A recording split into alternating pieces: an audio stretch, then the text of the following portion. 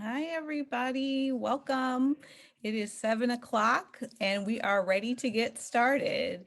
So my name is Brooke Wilson. I'm the Director of Admission and Outreach here at East Bay School for Boys. I'm super pleased to welcome you all. We're going to give people a couple more seconds just to join the meeting.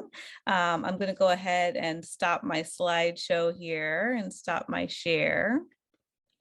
I am super pleased that you're here with us today.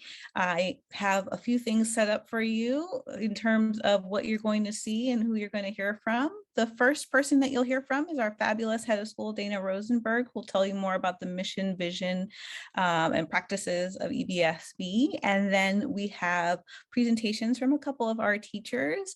So our humanities sixth grade instructor, our work instructor, unfortunately, our math instructor, who you may have seen on the agenda from this morning, is unable to join us due to illness. So we are going to carry on, and I'll be able to send out a video of his previous presentation tomorrow afternoon.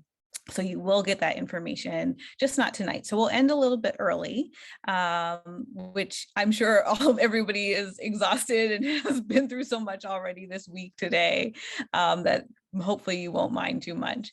At the end, we'll have a Q&A session with a couple of our current students and alum, and Dana will be on that panel as well, and a coach from our athletic department. So you'll be able to ask a lot of questions there. So I really hope that you start thinking about the questions that you want to ask, and come with the heat, come with your hard questions. We're ready to answer them. And I can, of course, also answer questions about process and admissions. So without further ado, I'm going to turn it over to our head of school, Dana Rosenberg. Dana, take it away.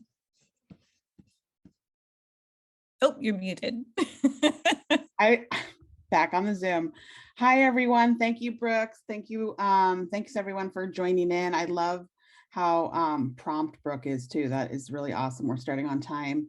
I just want to say, like, whoo, we're going through it in our schools, and I'll talk a little bit about that as we kind of get started here in our conversation. But I want to just start off. If you would like to use the chat to interact with the things I'm saying with the people who are here. I know you're not here, and in the audience, I like an interactive conversation. That's a little bit more challenging. So just kind of before I start, I'm hoping y'all can see the chat, and I do have it on so you can use it, but just putting out there a question that you can kind of listen to my words, and if other people want to share who are in the space of what your hopes and dreams are for middle school for your child. And if you want to share any descriptive words, adjectives, and adverbs that describe the qualities of education you want for your child. I think, there's a lot going on in schools right now, and there's a lot of amazing school choices out there. I think our school is the best one for middle school boys in particular. And I'm here to tell you a little bit about why. So first, to get started, let me share my screen, so you can have some visuals kind of to frame and kind of hold on to your ideas, my ideas, while you listen. But my name is Dana, as Brooke Wilson just shared with you. I use she, her pronouns. I'm the head of school at East Bay School for Boys. This is my 10th year at EBSB, and my 3rd year as the head of school. And I hope you can come out and visit the school, and I can share a little bit more, and you and I can have a conversation after your tour, and we can meet each other in person while you're in this process. But here are the 3 things that I really want you to take away from what I'm going to say tonight. First, progressive education really is project-based. So I know many of our independent schools in the East Bay call themselves progressive education, and we are one of those schools. So that means we are a project-based school ultimately in our curriculum, and we learn through doing at EBSB, and it's more engaging. Progressive education that is project-based, in our opinion, is academically rigorous and keeps the love of learning alive, and provides 21st century skills, autonomy, and collaboration. You're going to hear more about that more about some of these things from Kyle Metzner, our amazing work program teacher. At EBSB, we have an innovative approach to educating boys, and we apply what we have learned about boys and how they learn. We also celebrate them. It's the purpose of the school. We do this by challenging them with high expectations around their academic skills and behavior, and raising awareness around their privilege. Those are the takeaways I hope you get from it. So first and foremost, as the slide says, visualize your boy at EBSB. There are sacred moments in connection with friends. Let's take a moment to just visualize this. So if you want to close your eyes, if that's easier, if you just want to kind of picture your young person with the world around us, in particular, with all the intensity and fear around health, coming up with the anniversary in January 6th tomorrow. It's really hard to clear our minds and find sacred moments. And in fact, there's some people that say that there is nothing sacred anymore with social media and the like. But what is indeed special is what I want you to pause and take notice on, and what needs to be honored and given attention to. That might be family time, commitment to growth, change, the power to love each other. Think of your child having a moment of incredible growth, of creative expression, whether that be them learning a hard lesson from a failure, or showing empathy, or enjoying their favorite activity. Whatever that means for you, our collective moment, if you can just do that, send a ripple out to them. Send a ripple of good and healing into the world. The collective love we send to our boys and about boys breeds healthy adults for our world. So thank you. So this is an EBSB, as you can see. This is Julia Morgan School for Girls, a picture of their program. I had a moment when I was at an information night at our sister school, Julia Morgan School for Girls, when I was listening, because we're a partner from them. And if you know about our school, we're born from a teacher. Our founding head of school was a teacher on their faculty and started with families of Julia Morgan. And I was at an info night just trying to understand what their story was and how they do info nights. And there was a panel, much like you sometimes see in our live info nights, and included an alumni student. And they were asked, like, how's it being in school? How's high school going with boys after not being with them for so long?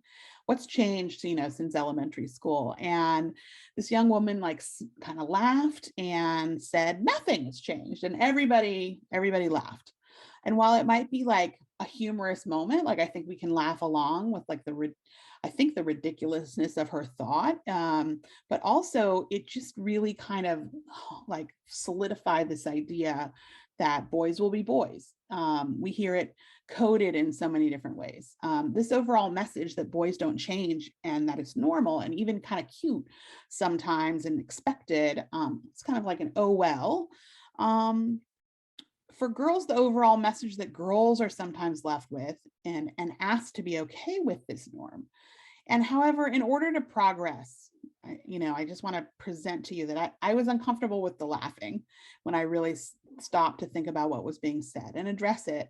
Doesn't mean we don't honor the boy energy and all kinds of masculinity. But what needs to be addressed is the idea that there's a low expectation of improvement of character, and this acceptance of behaviors around language, competition, aggressiveness, and other acceptable forms of entitled and enabled behaviors that keep all the genders from progressing. So I raise this because I think there's this idea that the girls have to do all of this work and the boys can just maintain, and that's the status quo. And at EBSB, we really address that. We believe that by bringing boy identified students together, we can actually expand notions of what it means to be a boy. With a fiercely loving and accepting school culture founded on feminist principles, boys tend to let go of acting like a man and inhabit their authentic selves. They pay more attention to academics, they take better care of each other, and display ways of being a boy. And ultimately, what that means is we're sending our students to high school prepared, passionate, engaged, like our mission says, thoughtful and courageous adults that really that young woman should expect to be in her class. And she deserves it, and our young men deserve it, and our society deserves it. when I first started at the boys' school, I had to adjust. It was a transition. It was an environment that really felt frenetic, loud, exciting, busy, active. Those are descriptors that we often, those of us who work there would use to describe what it feels like physically and effervescently. Sometimes this energy, though, left me feeling drained. I can't lie. And I felt like I was fighting to be able to hear myself think because of all of that movement and activity. I was charged with this job of like co-creating the routines and guidelines for behavior, as well as the guide rails, the definitions of what's taught, why it's taught, how to teach it.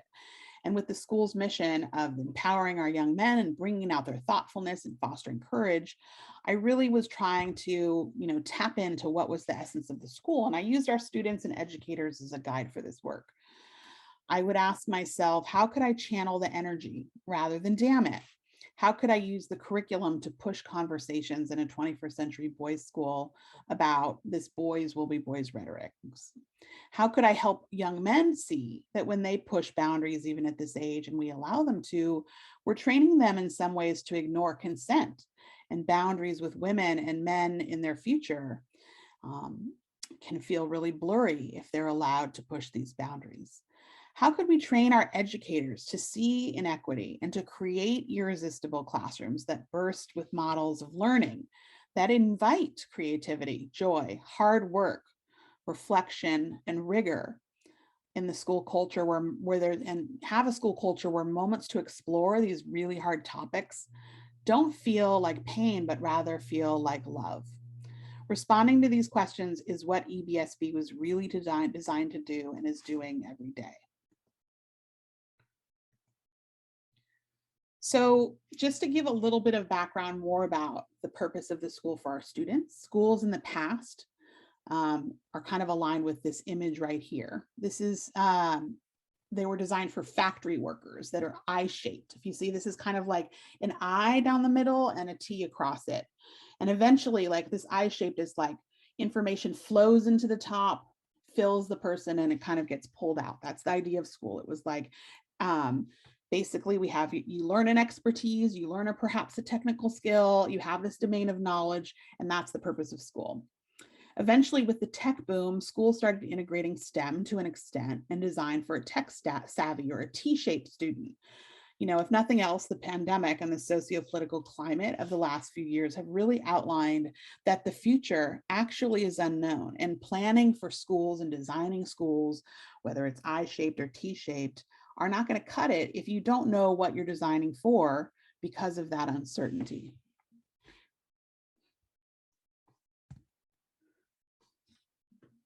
Our X-shaped student, the human-centered learner and leader, EBSB is preparing students for this unknown, ever-changing future. So we design for an unknown that ensures that our students are equipped with the tools of self-awareness to heal from these masks they have to wear to fit in the small boxes of a dominant normative culture, and the ability to recognize strengths that are not necessarily traditionally academic, although we do have traditional academics at EBSB, to become aware of what naturally motivates and energizes them. EBSB graduates are grounded in their unique story and their strengths, and it's connected to a community feeling of belonging and connectivity, and equipped with self-care. These tools are for sustainability and will be more successful at creatively applying their skills to a clear purpose if they have all of these things intact. Our graduates who will have agency to seek out and affect change. They'll have adaptability to navigate complex dilemmas, and access to one's purpose, which is ultimately what we hope our kids become through self-actualization. Any path they choose, whether that's the best universities, which some of our students are at the best universities and Ivy Leagues, or their entrepreneurial endeavors. Some of them have already started their own companies, and other forms of purpose in the world, giving back, exploring living off the grid, whatever it is that they want to do. If they're feeling that purpose is a huge piece of what we're trying to design for at the middle school level. We hone in on critical habits of mind and work, creativity, problem solving, prototyping, ideation, solving for change. These skills will build creativity and further design thinking skills that really help them excel at high school planning. Our teaching staff plan and apply these skills to our units with an EBSB-led professional development and teacher coaching, which really includes a unique planning process and emphasizes universal design for a range of learning styles, not just one type of learner. Cross-subject integration, so there's tons of collaboration, and of course, like I mentioned at the start, hands-on learning for our active and creative students. And this is a highlight you're going to see more of in a bit, but the EBSB workshop is an example of where these habits of work and mind, or what we call our work pillar, culminate. Getting to build, create, and shape the space around our students is a highlight of our program. Our irresistible classroom curriculum that challenges skills need to be a student content skills, social, racial justice, critical thinking skills. They need to have presentation skills, and most importantly, probably a feeling of doing good and giving back, and ultimately taking ownership. And learning how to be autonomous is part of the learning process at EBSB. All of that can happen with our model. At our school, we have a range of students who work together to build this community. We have students who might have a real strong set of 21st century skills. Maybe it's survival skills because what they've been through in life has pushed them to have to take leadership in their families. Because of this, they might have gaps in content areas, especially with the pandemic. We have kids coming from a wide range of schools. They might have struggles with executive function, or other students might have struggles with organization, but they're working side by side with students who actually have had a lot of opportunities for success, but perhaps needs to address his perfectionism, his need to achieve high-level academic skills. How can all of these kids that have these different needs meet on the same space? Well, we create a classroom culture where it's safe to take risks ultimately and get to know who's in the room, and celebrate this range of learners in our space. And this diversity of experience, learning styles, and backgrounds and needs are all represented in our classroom that's designed to help them succeed. So that's ultimately what I wanted to share with you tonight about our mission. I would love it, like I started off, sign up for a tour if you haven't been out yet, see our campus. We are going to try to stay open as best we can with what's going on right now. But absolutely reach out to Brooke after this event and myself, and you'll get to meet with myself, with Camilla Cuevas Payne, and the kids will be able to check out the student experience in the classroom. Back to you, Brooke. Thank you so much.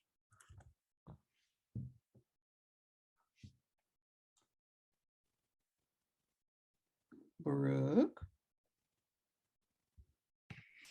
Yes, hi. Hi. Struggling with my Zoom.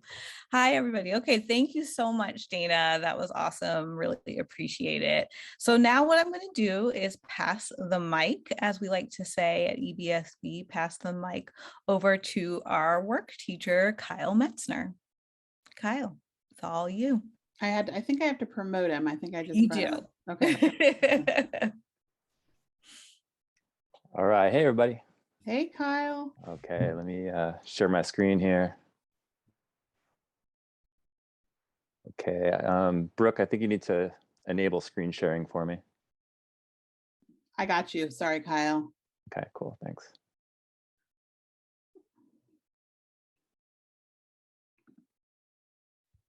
Okay, it should work. Does it work now? There we go. Okay. Oops, hold on. All right, there we are. Cool. All right, so my name is Kyle Metzner. This is my 9th year at EBSB, and I run the work program. And the work class at EBSB is our 21st Century Shop program. Here's our mission statement. I don't want to throw a lot of words at you tonight. So basically, I'm going to show you a lot of student projects and talk about the projects, because I think that's the best way to get an understanding of the work program. But I do like to read the mission statement so you get an understanding of what we're trying to do at EBSB. So our mission statement for the work program is: the goal of work at EBSB is to foster an enduring love of exploration, collaboration, and civic engagement by practicing design, hands-on building, and reflection. Through woodworking, metalworking, engaged listening, problem solving, and healthy risk-taking, students build the creative confidence to become the prototypers of a more equitable tomorrow. And so the tools and the space that we use for that, or we have a shop with 2 different rooms. We have a full wood shop. We have a metal shop, which includes a welder, a plasma cutter, lathe, forge, milling machine. We also have a room with digital fabrication tools, CNC router, laser cutter, 3D printer, and a whole lot of hand tools, and lots of pencils and papers, which is what they do all their design on. So to back up for a minute, as I said, I've been teaching at EBSB for 9 years now. Before that, I did 18 years as a metal fabricator and designer, doing work in the areas of architectural design, sculpture.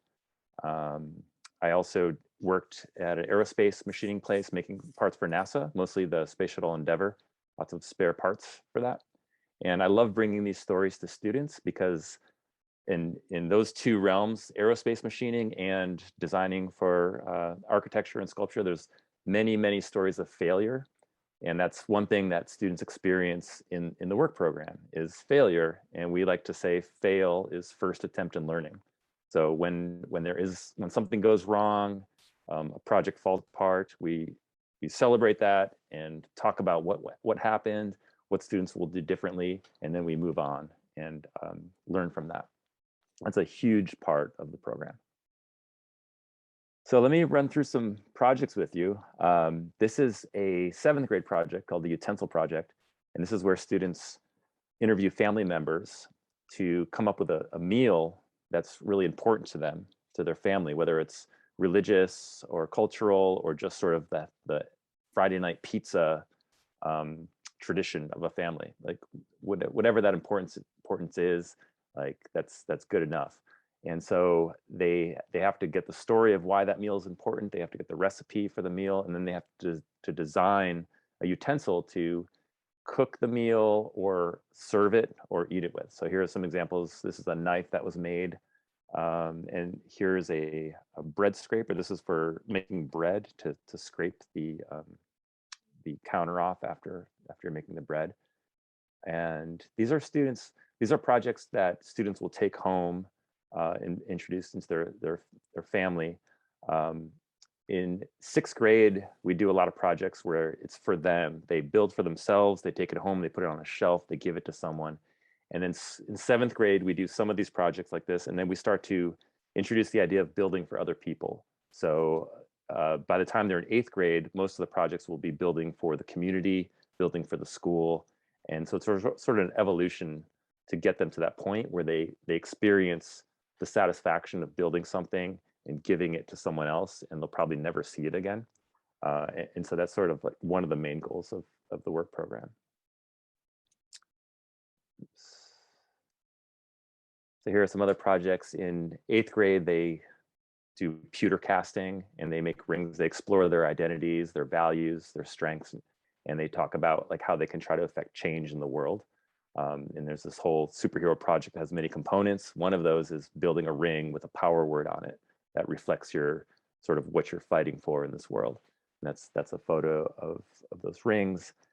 This student here on the right-hand side, this is a speaker for an iPhone. And I have this photo here because I have curriculum that students follow, but every once in a while I'll get a student who has something that they really want to pursue that's not related to my curriculum. And, you know, I make it clear that if that's the case, they can come up with a proposal, talk to me.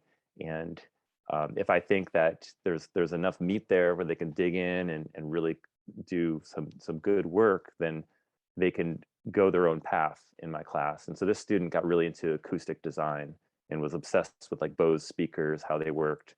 And so he made 12 of these speakers, and they're passive speakers. There's no electricity. You just stick an iPhone in it. And this is one of the early ones. Unfortunately, I don't have photos of the later ones, which were more refined and had a lot of hardwood involved. But he really explored using the milling machine to sort of create these channels for the sound to come out. And I was pretty blown away with the sound he got out of a simple iPhone through his speakers.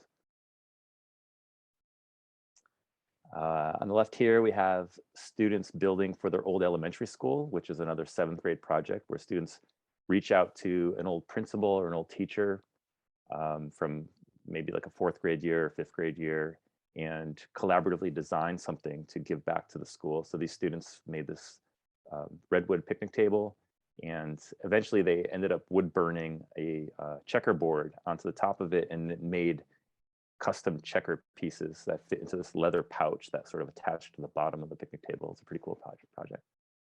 And then on the right-hand side, we have students who built a bookshelf. They designed this love bookshelf for a men's shelter that's down the street, and they installed that.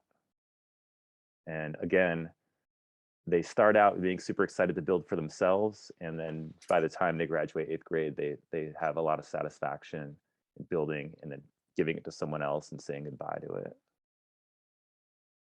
Here's a student bench that was made for a school out in East Oakland that wanted some benches. So my students made, I think, 5 or 6 benches, and they're all different designs. This is one of them I thought was pretty effective and beautiful, and showed their welding skills off. On the right-hand side, this is our human hamster wheel, which was basically, we talk a lot about design thinking and about interviewing to figure out how you're going to approach your design challenge.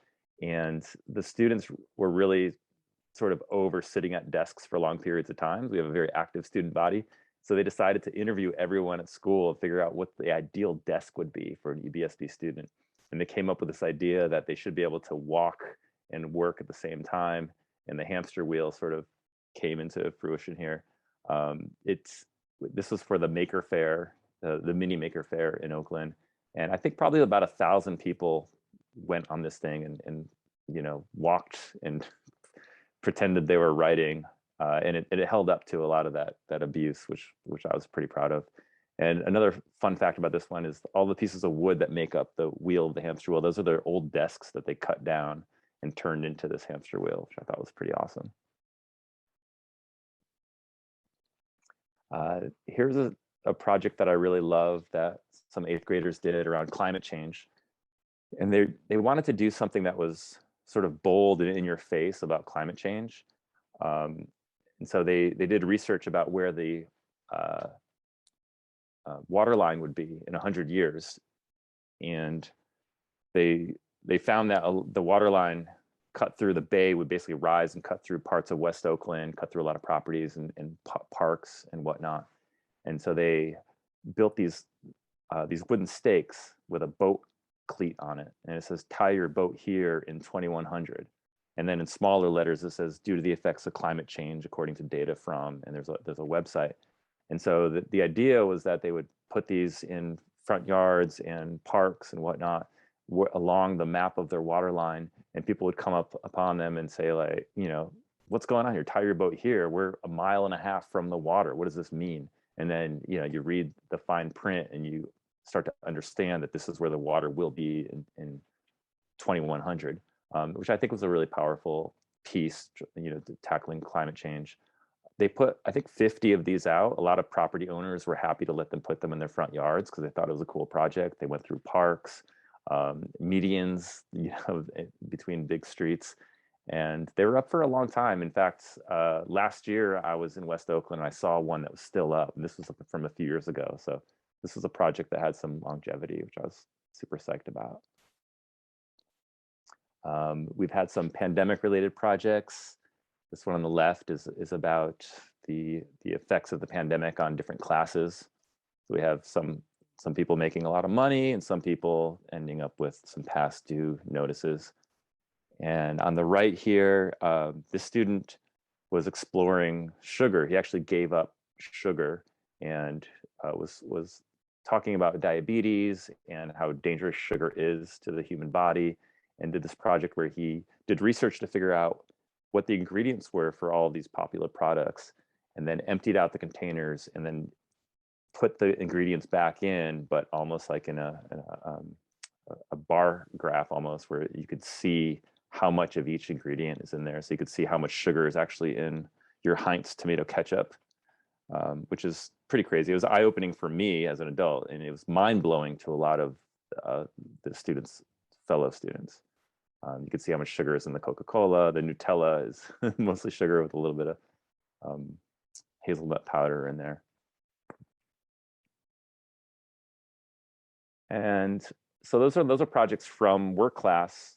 Part of the workshop at EBSB also serves to supplement projects in other classes. So you can see here, there's projects from US history, humanities, a lot of science projects come through the workshop. I like to try to work with every teacher at EBSB at some point in the year to do some sort of project, just because the students love the hands-on project-based learning, but it also, when they use their body and their hands, the content sticks a lot more. So learning a concept in science and then spending a week building it really, sort of cements that knowledge for them.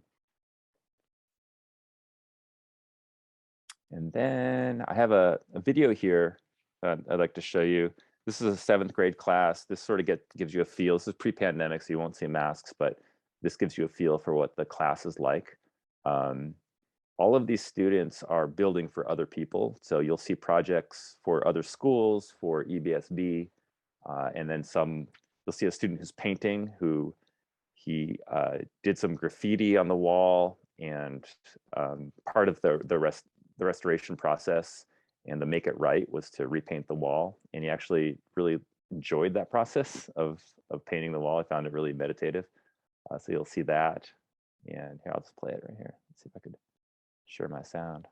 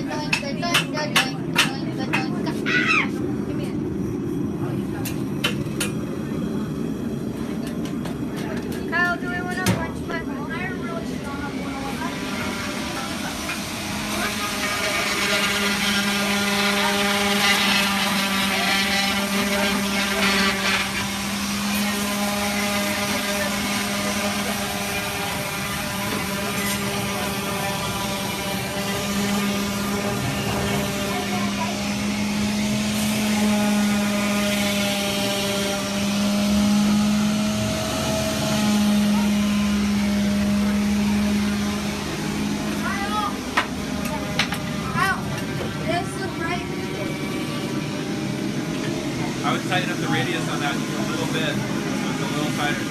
I got you.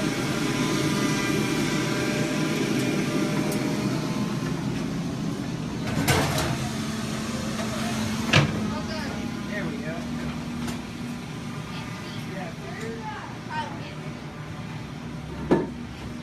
Is this good? Clamp that on.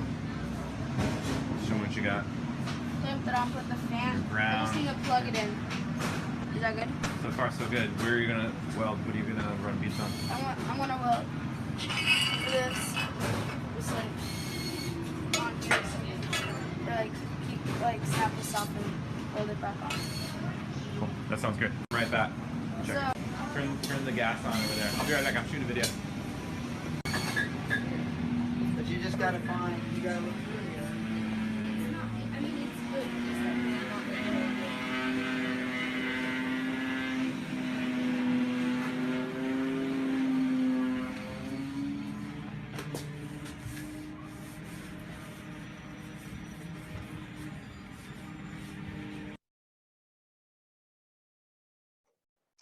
All right, yeah, so that's a little snippet of what work class looks like. And I think that's all my time for this evening. So thanks for watching, and hopefully I'll see you for a tour in person sometime soon. All right, bye.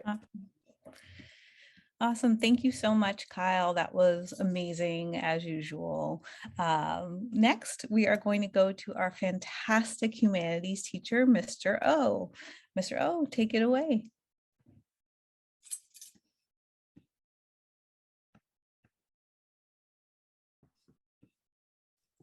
There we go. No. Hello, everybody. Hi. I'm just gonna share my screen here. Okay, now I just have to do this. Okay. So hi, I'm Art Olorosissimo. I'm the 6th grade humanities teacher at EBSB.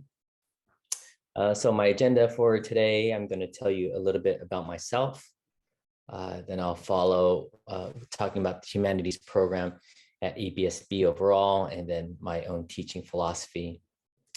After that, I'll share with you some type of activities and projects that I do in my class.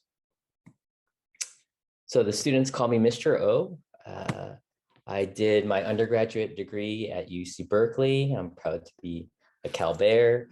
I did my graduate work at University of San Francisco. As an undergraduate, I studied philosophy. And as in my master's program, I did education with the emphasis on English as a second language. So I'm well versed with grammar, and I enjoy teaching grammar to the students, and they actually like learning it too. This is my 16th year of teaching. Most of it has been in middle school. So I taught in San Francisco for most of my career. I taught at St. Philip's School, which is in Noe Valley, and then later on at Children's Day School, which is in the Mission.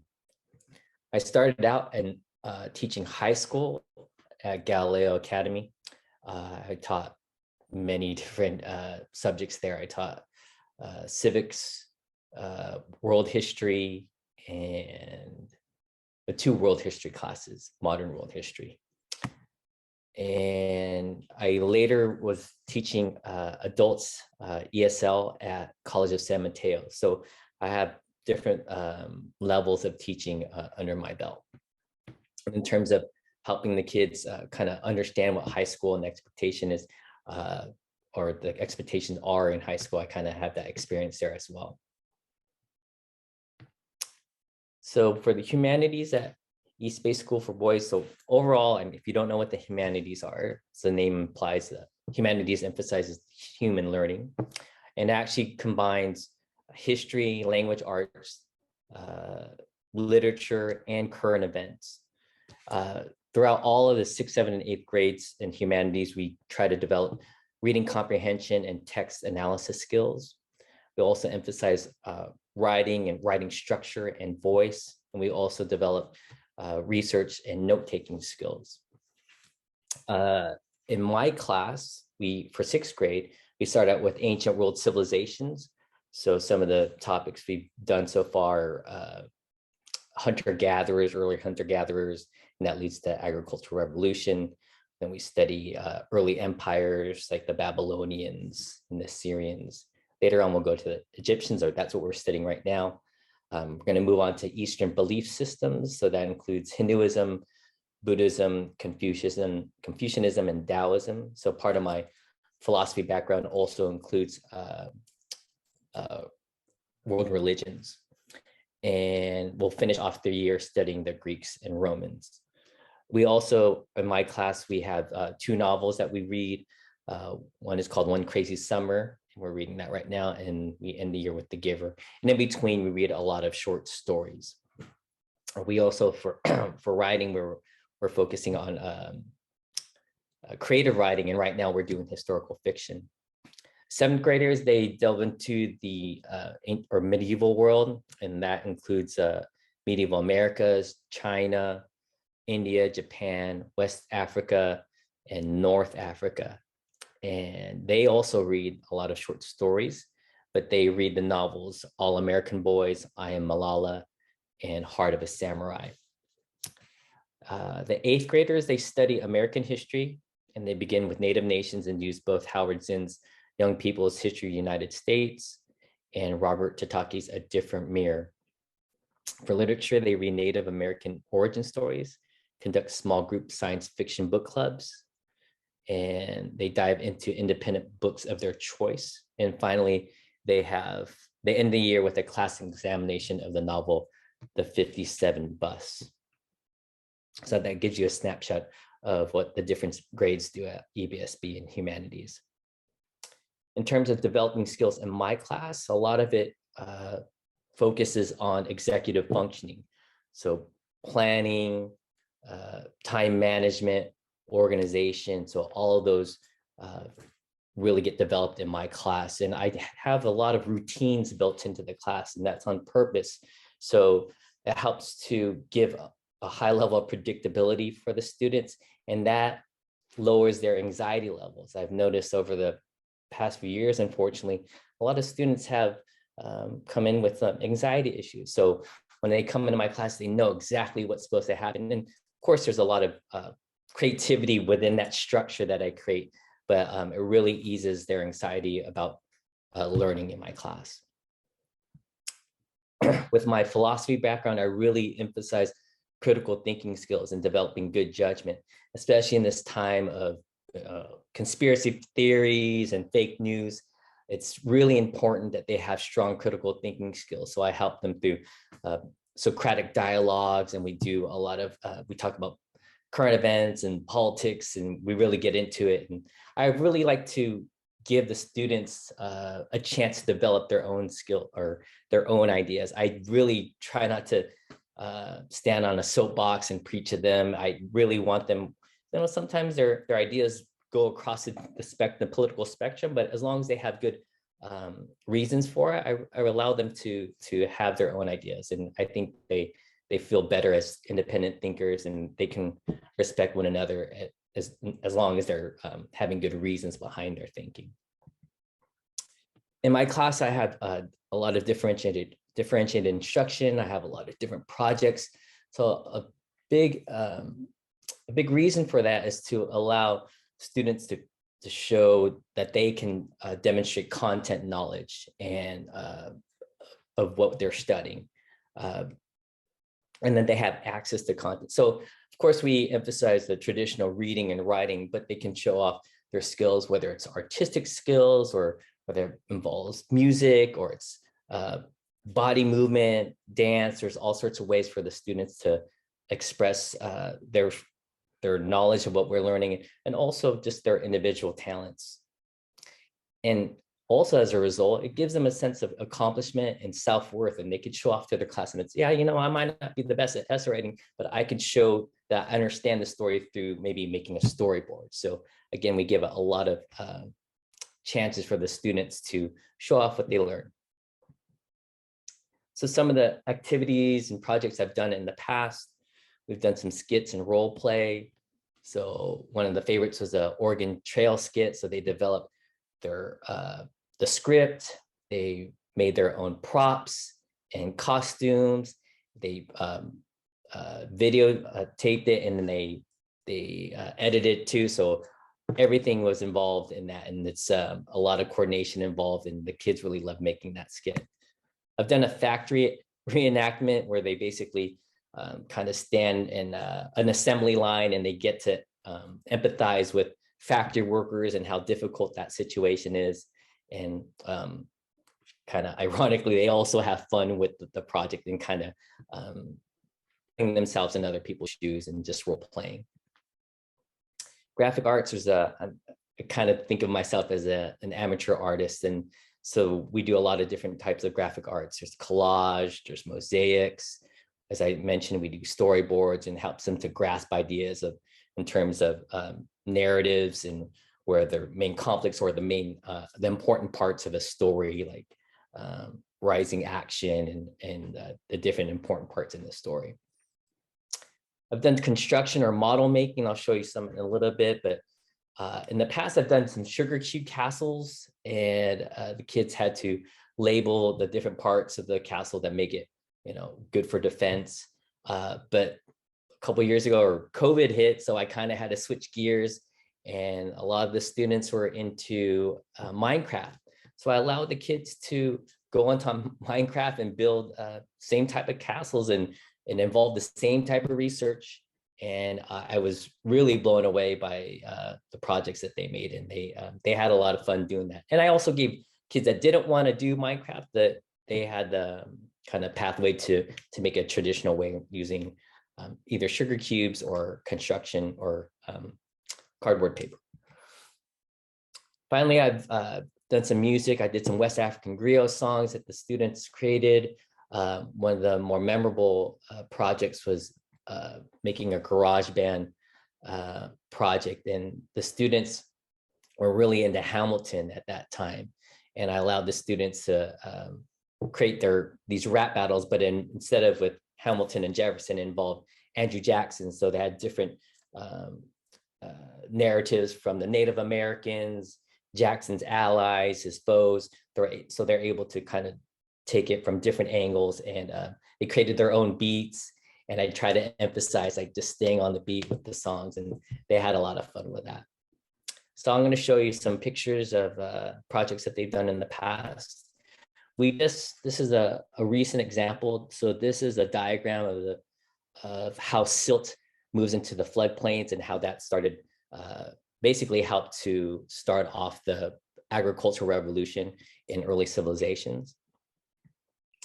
Here we did some prehistoric pottery. So the students used air-dried clay. They came up with the different shapes, and then I asked them to make up some geometric designs, and they actually just took those home not too long ago. They're really happy with those. This is not the final product, but we're working on urban planning. So the students are asked to design ancient city-state. So you can see there's an outer wall, they have some farming in there, and that they're also asked to include the different housing for the different social classes within that city-state. So there's a lot of research involved. Oh, just to go back, there's a lot of planning whenever we do projects. We sit there and try to anticipate any problems. We look through the designs and kind of just go through the whole process before jumping in. So they get that same mentality in the workshop classes, kind of thinking ahead, problem solving before they jump into any project. Here's a picture of the Gardens of Babylon. So they kind of did research about the Gardens of Babylon, one of the ancient world wonders, and they envisioned what they thought it looked like. They did a lot of research and a lot of hands-on work here. In conjunction with that, I also allowed students to build recreations of the Ishtar Gate, which is also located in Babylon. I think if some of you seen that recent Marvel movie, The Eternals, you might have seen this in the background. Like some of my students told me that they'd seen that in that movie. And then also I'll kind of end with this mosaic. This is with the Roman Empire chapter. And the students, they designed it, of course, but it took a lot of patience for them. I really showed them, like, you got to make the mosaics small in order to add a lot of detail. So this is just, these are just some projects that I do in my class. I think that about does it for my time. So thank you for your time, and I hope to see you again. Bye-bye. Thank you, Mr. O. That was fantastic. So connected to skills that students are learning in the classroom, and hopefully you can see all of the connections between an academic class like humanities and the class like work, which is also academic, but different, right? Much, Mr. O. Really appreciate your hard work on that. So now we are going to pass the mic once again to hear more about the math program at EBSB. And I see people are putting questions in the chat. That is awesome. That's what we want you to do. If something occurs to you as teachers are speaking and then you want to hear follow up from Dana or from students about it, put it in the Q&A. The chat would be harder to make sure that we get every question answered. So if you can put your questions in the Q&A, that'd be fabulous. Okay, without further ado, I'm going to pass it over to another sparkly person, Mr. Trevor Slater, our math teacher. Hey everybody, I hope you can hear me and see me. You know, those are some tough acts to follow right there. So thank you, Brooke and Dana, for putting me behind those guys. But You're welcome. What I realized listening to them talk is that there's a theme at EBSB, and it kind of is summed up by the really weird American idiom of there's more than one way to skin a cat. And I think we've heard from Kyle and from Art that one of the things that we strive for is letting kids express their knowledge in their own way, and find out what their communication style is. How are they going to absorb knowledge? How are they going to express knowledge? And finding their mediums to do so.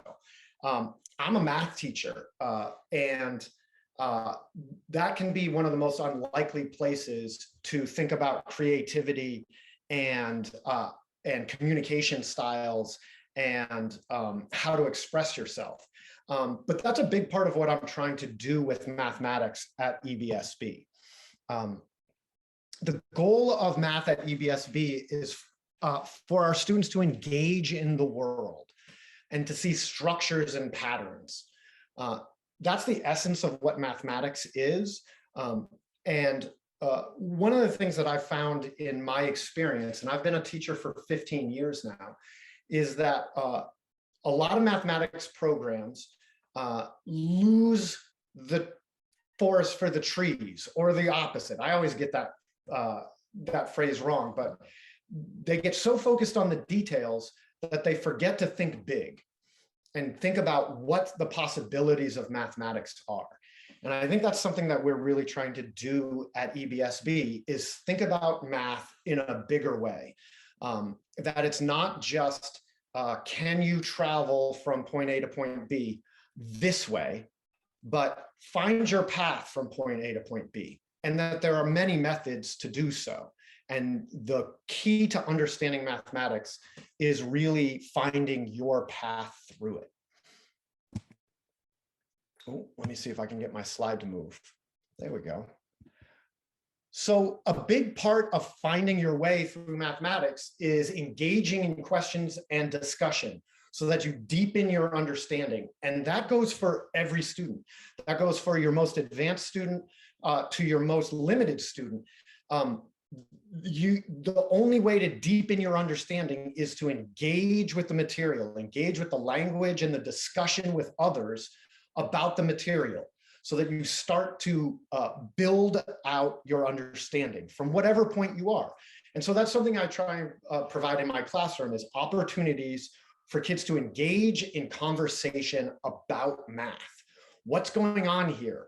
Why is that so? Could this be right? Is that always true? And that leads into thinking about math as more of an act of creativity and making sense of your materials, right? It's a lot like in the work program where you are figuring out, what are the rules? What can I cut with? What can I bind things together with? Mathematically speaking, with numbers, and learning what those rules and tools are, and then figuring out how you can manipulate them and use them to get the results that you want, and thinking creatively within those tool sets. And in order to do that, you have to go deep into things. You need to really think about them and not focus on covering the most amount of material possible, but making sure that as you go through a curriculum that you're thinking about understanding the topic and really knowing, how am I going to use this? What's the application? And can I perform this skill? And then moving on from there. And that goes in to an interesting paradox in this kind of style of teaching, is that math is about learning, not performing. Is this idea that a lot of kids shut down in math class because it's so red light, green light. It's you're doing good or you're doing bad. And lacks this gray area in between. A lot of kids' math experience is being told there is a right and there is a wrong, and that's it. And if you're wrong, then don't bother going on. And the mindset that I'm trying to encourage in the classrooms, the math classrooms at EBSB, is really the idea of that fail forward. I'm going to make this mistake. I'm going to get it wrong. I'm going to figure out why. I'm going to analyze it. I'm going to think about it. And I'm going to think about the big picture and the little picture until they join and come together. And I can find solutions to my everyday problems. And a lot of that has to do with believing in yourself. A lot of kids at this stage in their math development begin to give up. They really start to embody and think about this mindset that I'm just bad at math. I don't have a math brain. And what we know through research is that that is false, that there's no such thing as a math brain. There's no such thing as people who can't do math. Like every other skill in the world, there are people who have proclivity towards it, but it's mostly people who put time into it. And so what I'm really trying to encourage is the idea that what you put your time and energy into is what you get good at. And if you want to improve at mathematics, put time and energy into mathematics, spend some time with it. And so one of the big things that I'm trying to do is cast a broad net and bring as many people into the conversation as I can, so that there's none of the kids in the classroom that think like, oh, I'm no good at this. Mr. Slater doesn't want to hear my idea. I want to make sure that every kid is able to throw their idea out and test it in the world of maths. And then we can break it down. And so we encourage contribution in every way possible. And that leads into the idea that everyone can learn math to a high level, that we're going to teach kids the big forest concepts and the details of the trees. And by learning both of those and making sure that you study and spend time working in both of those areas of maths, you will develop a comprehensive approach to mathematics and understanding of numbers. And in order to do that, we really need to encourage mistakes and challenges. So, I really think about my language in the classroom. When kids provide an answer or ask a question, I make sure that I am trying to speak in encouraging language that challenges them. Not just encouraging, but also challenging. Why do you think that? Where did that number come from? What operation did you use? So that they have to back up their ideas with evidence, because math is logical, right? And so I'm always encouraging them and celebrating the mistakes. When someone points out, oh, is this how it is? And we're able to say, no, that's not how it is. That is an incredible step forward, right? In all of science, most experimentation ends in learning that your hypothesis was false. Same with math. You have to experiment and try things out and find out what happens, right? And challenge yourself to make those mistakes. And a big way that we connect with as many students as we can is by making math as visual as possible. So I have kids spend a lot of time with drawing pictures of numbers and looking at numbers that are expressed graphically, because some kids can see shapes and some kids can see numerals, and some kids see math through language. And so I try to present the material in as many ways as possible so that as many kids can connect with it as I have in the classroom. And this is the last slide that I want to leave us with is, people spend a lot of time focusing on the current math trajectory for college admissions. And there's a lot of time spent on getting kids through calculus.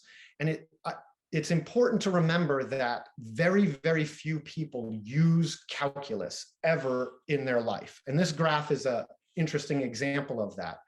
And it's one of the reasons that we want to focus kids at achieving math at a very high level, but understanding what the math skills of the future are going to be. What are employers and colleges going to be looking for in the math students of 5 years from now? And that's visual data, that's analysis, that's the ability to use the tools and know, the use of Excel is I understand math enough that I can use the tools to get the result I need. And that's what work is. And then the ever-growing access and use of databases and big data, which is a huge industry that's only going to grow. And so we need to be educating kids towards thinking about numbers and data in the way that it's going to be used in the future, which is not necessarily understanding or being able to name every tree in the forest, but knowing what type of forest you're working in and how you need to use the tools at your disposal to get the result that you're looking for. I don't know, Trevor. I feel like you did a pretty good job standing there on your own with this. So thank you so much. Before you Appreciate it. go, Trevor, we had a question about the graph and where you found it and appreciation expressed for it. Oh, you know what? It is, I clearly cut off the source, but I can share that with people at some point, but I would have to look it up. Okay, no problem. Thank you. Thank you so much, Trevor, Art, and Kyle. We're just really appreciative of all your hard work. And I know the boys are too. So now we have a panel for you to be able to ask questions of. This panel includes the following fantastic people. First is Ash, who currently goes to Orinda Academy and was a graduate last year in the class of 2021. Can wave. And then next is Kenyatta Monroe Sinkler, who's a parent of an 8th grade student. And you can give a little wave with the red background. There you are. Next is Jude, who is currently in 8th grade as well. And then we are going to be joined by a couple of more folks as the time wears on. First is Wyatt, who is also in 8th grade. He's going to come on screen in just a moment. And then we'll also be joined by Will McKee, our Director of Athletics and PE teacher. And there is Wyatt. Awesome, 8th grader. So now is the time for you to ask questions. You can ask your tough questions, your easy questions, whatever you'd like. This is a chance to get to know members of our community, get their perspectives, and find out more about EBSB. So I see we have a couple of questions already in the chat, which is awesome. Hold on one second. I am figuring out how to make my chat bigger. It's been a while since I was on Zoom. Okay, there we go. Let's see. So one question that someone had was noticing that there were lots of boys in the presentation who presented as cis males, and wondering if we can speak to how non-binary kids are supported at EBSB. I know that in a few of those pictures, actually those students, though they may have appeared to be cis or identified as male, that they were actually identified as non-binary. So that's one point I can make. Thank you, Brooke. Wanna... Yeah, I mean, I know we're jumping right into the water here with a pretty meaty question, and I can speak to the curriculum level and the school philosophy. I'll share that our school was really created at a time, even just 10, 11, 12 years ago, we're just kind of beginning the conversation around the wide range of gender identity and how much the language and identities have really changed outside of the binary in the mainstream. And so, EBSB is really prides itself on trying to be current and serving our current populations, and our students really lead the way in that work. And I'll say that the board has taken that in, and just this last year worked closely with the staff, and we have a very powerful tagline, and we all believe really strongly in the idea of kind of backwards planning from a 40-year-old adult.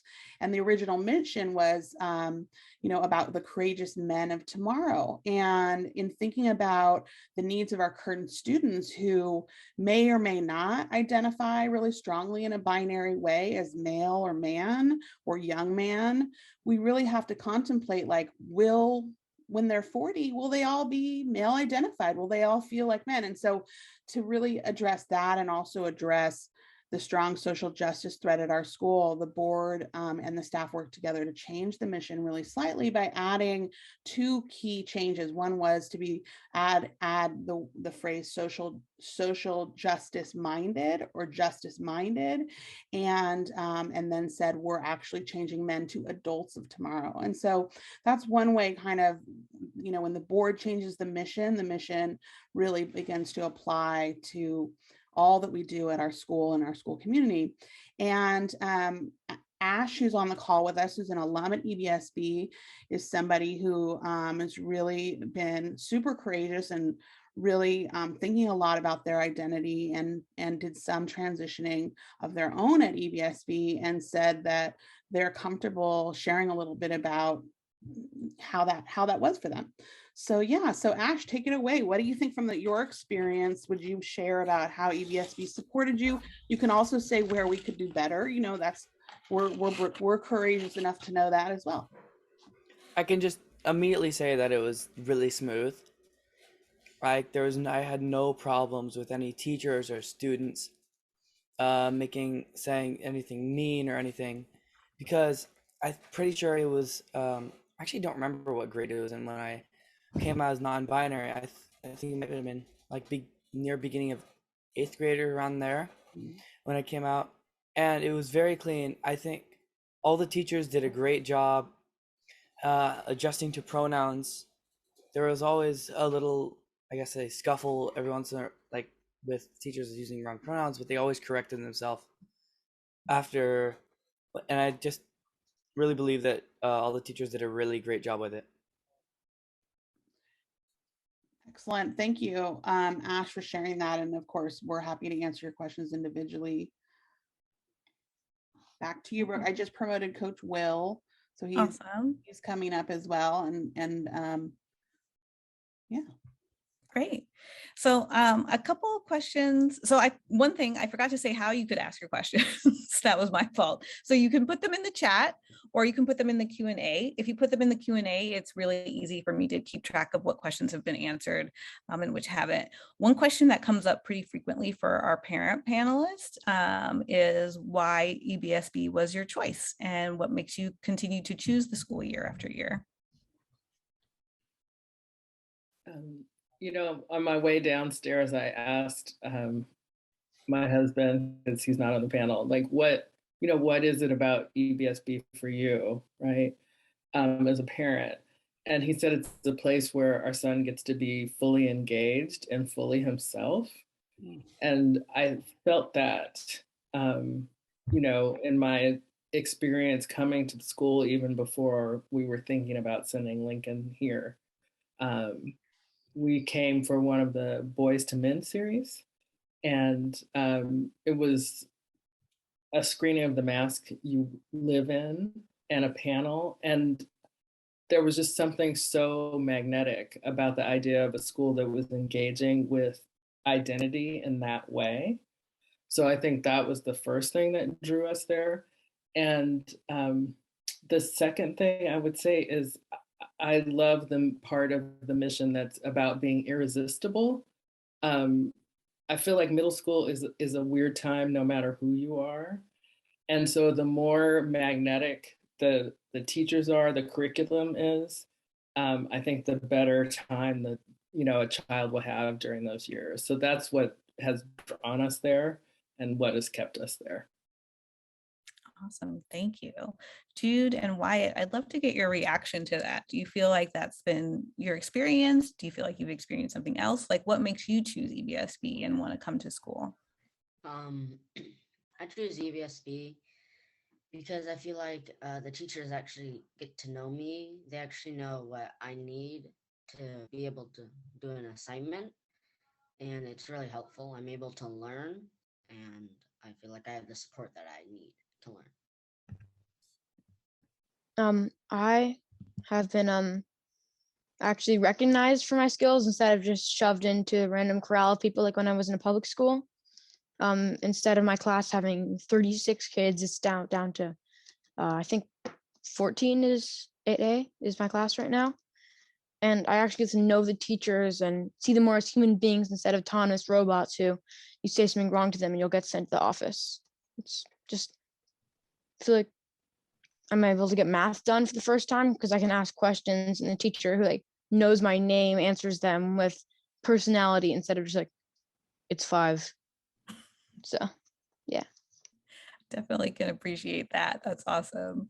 One question that I did see in the chat somewhere, it's hard for me to read the chat, is for Ash and about the transition to high school and what that was like for you coming out of EBSB. Like, did you feel prepared? That sort of thing. I definitely felt prepared coming out of EBSB going into, well, for me, OA. Dude, this is like the hardest thing wasn't even academic. It was just how far the school was.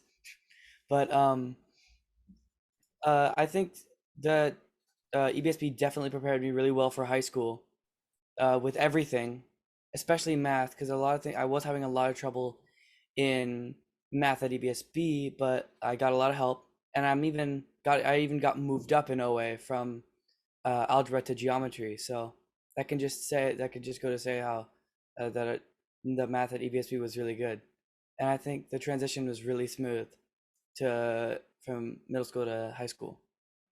Awesome. Thank you. I want to recognize that Coach Will is here. Hi, Coach. And give you a chance to just share a little bit about the athletic program, what sports we offer, what your philosophy is in running that department. I think it'd be really beneficial for people to hear those points from you. Hi, thank you, Miss Wilson. My name's Coach Will. I'm the PE teacher and athletic director at EBSB. And at EBSB, we're currently, we just got back from basketball practice tonight. That's our winter sport. We have 2 teams for that. We have about half of our students play at least half of our students play one or more sports. We welcome kind of every skill level. I think, it's never too late to start in middle school, especially with my philosophy of respect, attitude, and effort, of being the 3 most important things that you show in athletics, but also in the classroom. Those are things that don't require a quote unquote athletic skill level, more of a mental mindset. And I think that's something that I learned through my experience with sports. In the fall, we have flag football, soccer, and cross country, so a different range. In the winter, like I just said, we have basketball. We have 2 teams. We practice at Bushrod, which is just down Telegraph from us. Really cool gym, awesome opportunity. And then in the spring, we do ultimate frisbee. And recently that's become a lot more popular for our school and just in the area in general. We play a bunch of other schools. We're in the middle school sports league, so we play against St. Paul's, Redwood Day, Black Pine Circle, Park Day School. So a lot of other smaller schools. The furthest school that we play is Athenian, which is in Danville, so that's a little bit further, but we have a really, really awesome program. We haven't been able to do basketball the last few years, but we do have this year the opportunity to play, which is really, really great. And I personally, I found kind of my calling through sports. I went to a small independent school in Berkeley also when I was growing up, and athletics is kind of, where I learned to work hard, and where that translated into the classroom. So for me, with the PE program and with athletics, it's really important to kind of look more at the bigger picture. We do love to win, but, building connections and having friendships is really what it's about. Awesome. Thank you. All right. Again, this is your time to ask questions. Don't be shy. Questions from your students that your kids would like answered are always really great as well. One question that I did have this is for the students and for, oh, wait, hold on. We've got something just coming in, news at 11. What are some of the skills you teach the kids with organization, note taking, and time management? So maybe students, you all can answer that. Ash, you can answer that. Like, how did I could do that one. You got that one? Okay, go Yeah. ahead, Wyatt. So in like 6th grade and also 8th grade, well, 7th we were in Zoom, so it didn't happen. Well, at least my advisor went over how to keep your backpack organized and what you should do to have all your things organized and don't lose your assignments and stuff.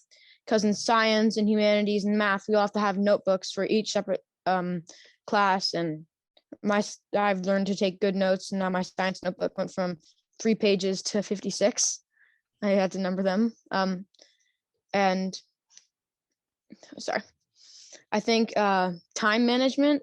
I think we learn it somewhat in class, like not that directly from me at least. We just have like 15 minutes to work on an assignment, just give the best you can and try not to zone off and stuff. Yeah, yes, we do get a locker for books and stuff. Yeah. Awesome. I have a question. Can I just add a little bit to Yeah, that? And then please do. maybe Jude, if you want to share your experience, you're welcome to also. But I know we can talk more about this when you win and if you come and visit. But for us, EBSB is really the philosophy about a huge piece of the philosophy at the school is helping students learn how to be students over, you know, as important, if not more important than the content that we cover, even though we're super passionate about what we teach and how we teach it. And one of the ways that happens and to reinforce these skills is that all students are graded and evaluated, not just on the content knowledge, but also on their approach to learning. So, another huge aspect of our program is building in reflection and metacognition to what they're learning, why they're learning, how their brain works, what they think about their progress. They set goals, they reflect on their goals, they talk to their parents about these in student-led conferences, they share about it in exhibitions. And so because we're grading them on timeliness and craftsmanship and speaking up and being engaged and seeking help and lots of things that are deeply connected to executive functioning, they become much more aware of how they learn and what their brains are doing.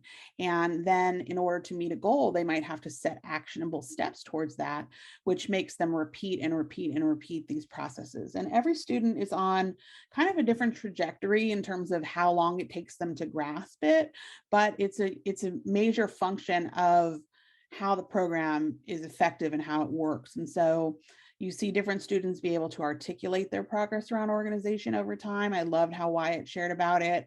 I'm sure Ash could share like how it's affected them in high school. And I know Jude is in the same boat. Like all of our students can actively speak to, you know, how they are as a student. And we're hoping that, and what we hear from our alumni over and over again is that really helps them advocate for their needs when they get to high school.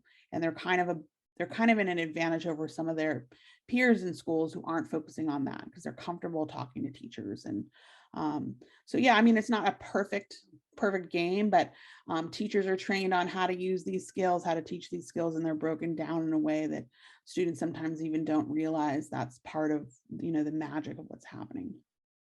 I know that was long-winded, but I feel really passionately about that question. That's great.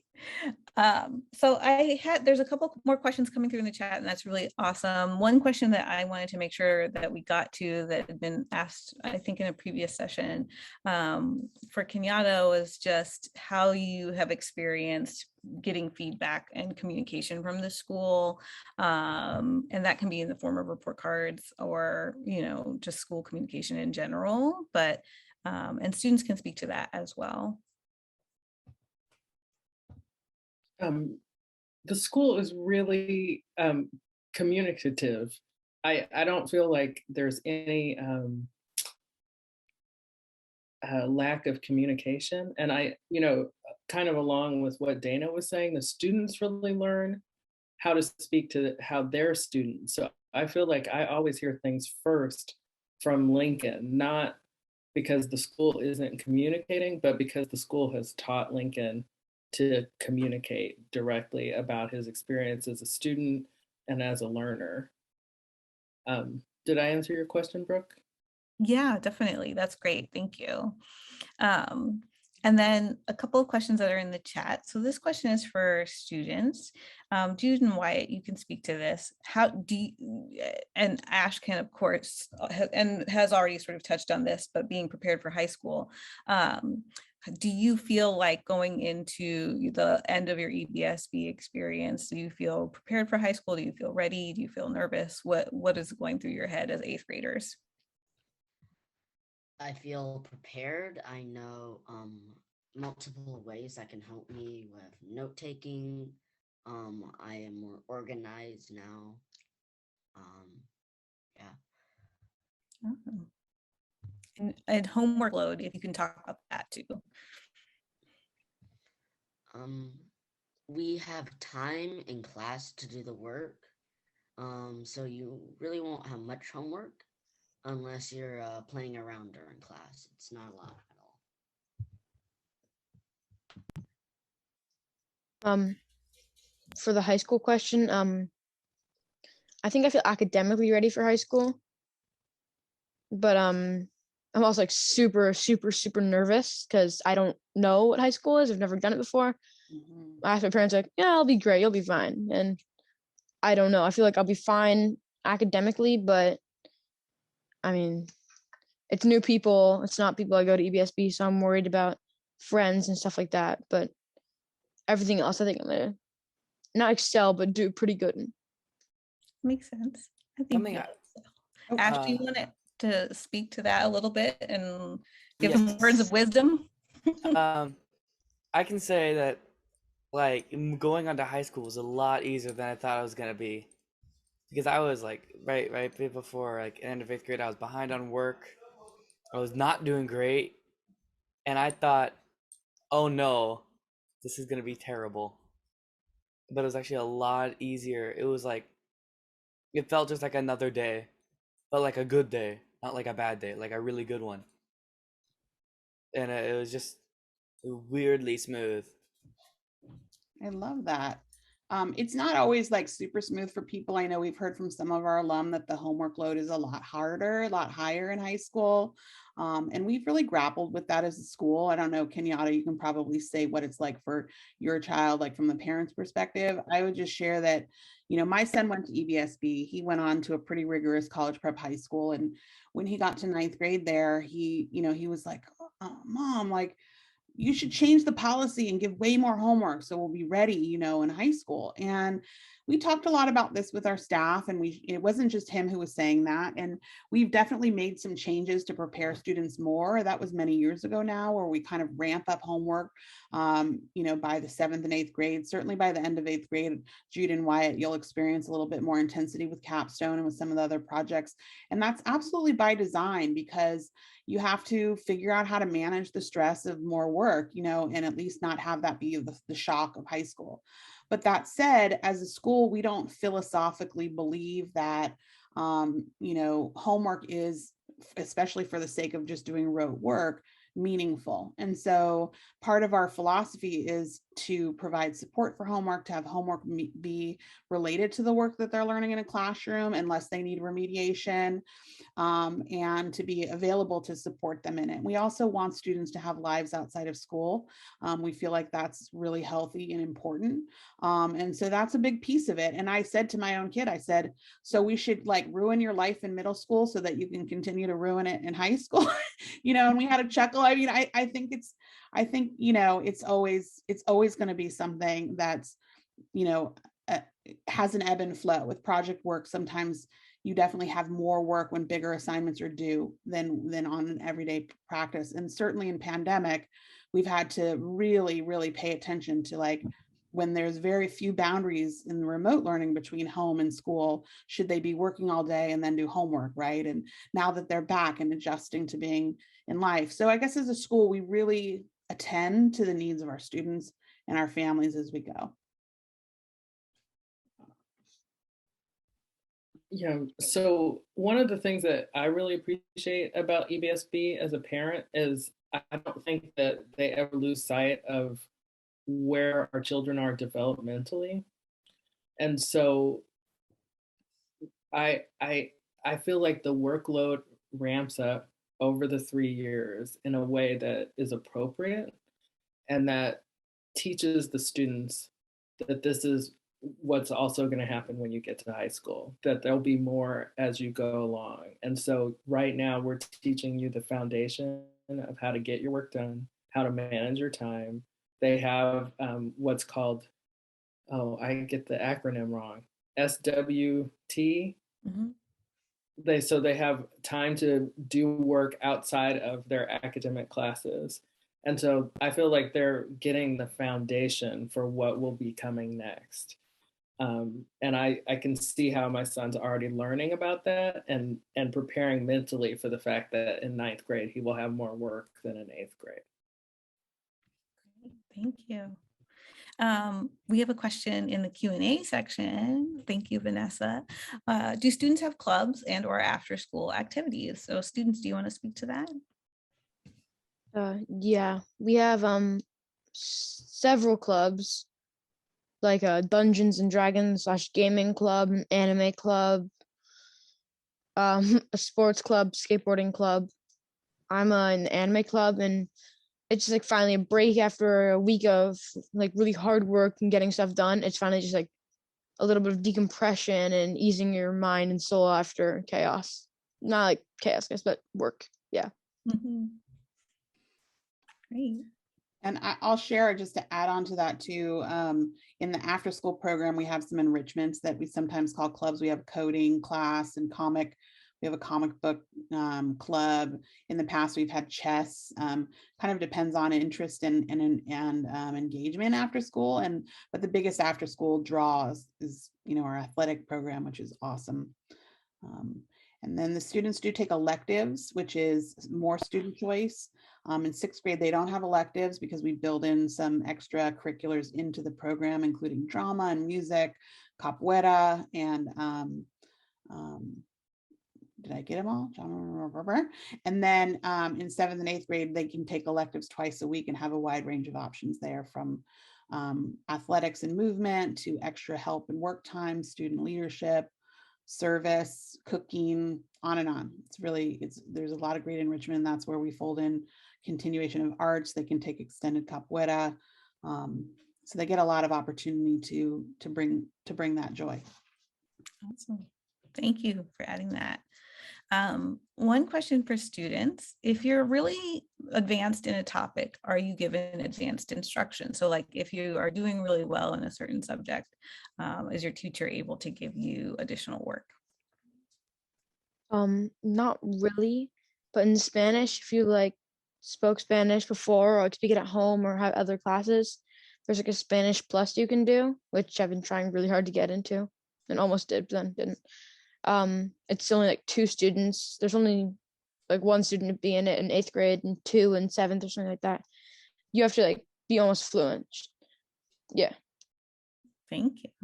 We do not offer French. Thanks for asking that question, Joshua. Spanish is our only language that we offer. Question of if there's the commingling of grades in the classroom, or for example, do 7th grade students stay with 7th graders? That feels like a Dana question. Sorry, I was starting to answer a little bit more in the chat. Can you say it again? Is there a commingling of students in terms of grade? So I like that word. Not a ton.